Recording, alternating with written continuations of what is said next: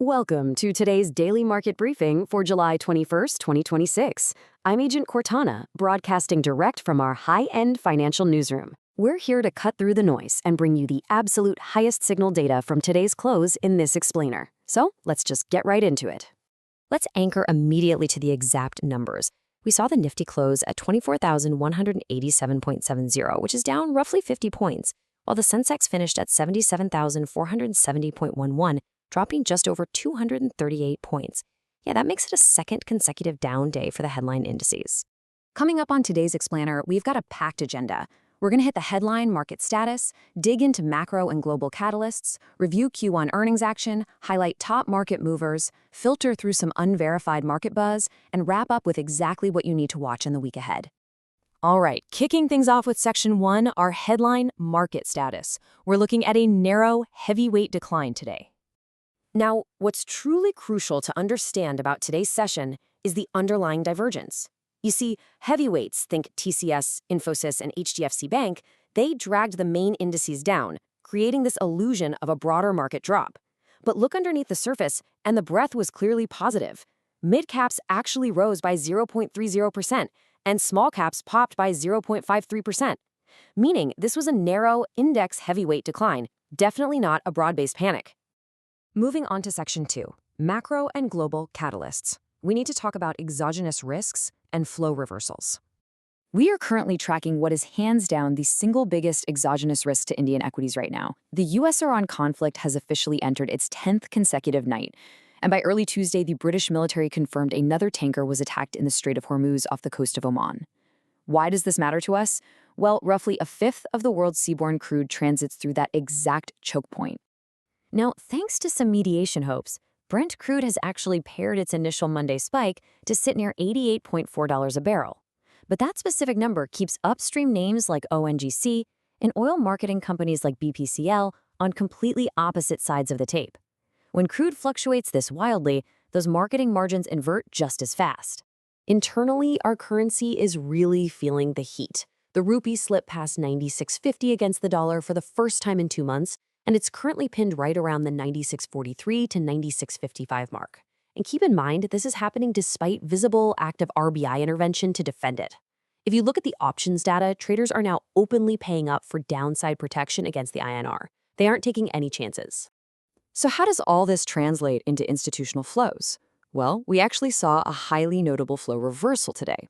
Foreign institutional investors completely flipped, becoming net buyers to the tune of 1,650 crores in the cash market.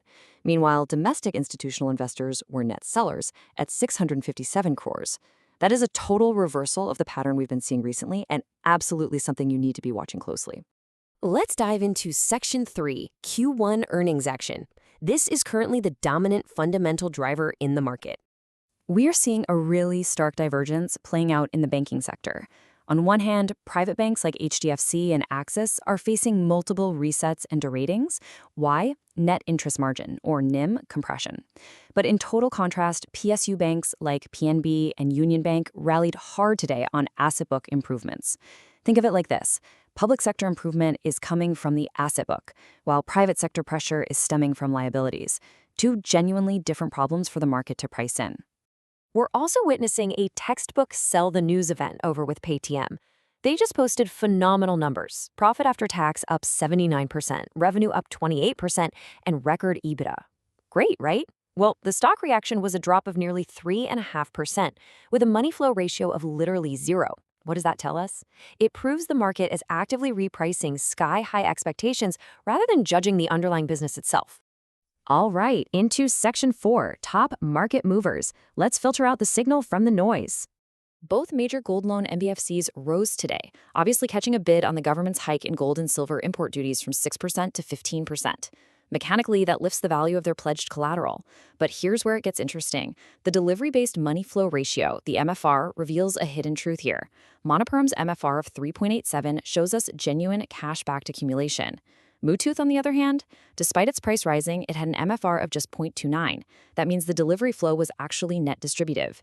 Same overarching theme, completely opposite quality of buying. That is a vital distinction for your book. Conversely, the solar sector saw a highly confirmed derating today.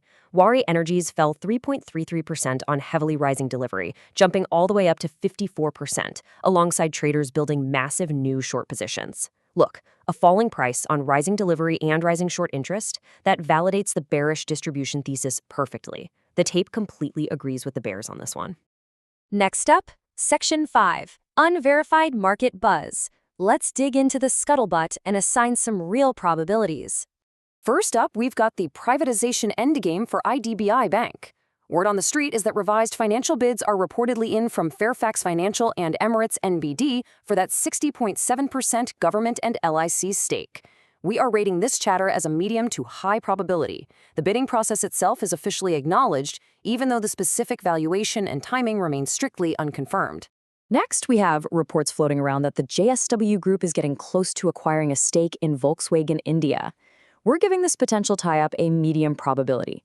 While JSW's automotive ambitions are crystal clear at this point, you have to remember that this transaction would sit completely outside their listed steel entity, meaning if you were buying JSW's steel based on this rumor, you are buying a correlation, not the actual asset. Keep that firmly in mind. Finally, Section 6, the week ahead. Let's look at actionable events for tomorrow.